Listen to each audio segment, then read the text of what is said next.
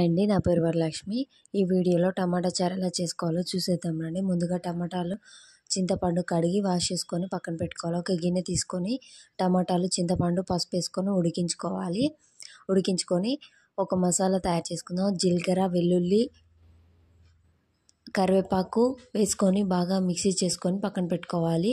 అంతలోపు టమాటాలను ఉడికినవి పేస్ట్ లాగా చేసుకొని చేతితో మ్యాష్ చేసుకొని అందులో నుంచి జ్యూస్ తీసుకొని పక్కన పెట్టుకోవాలి.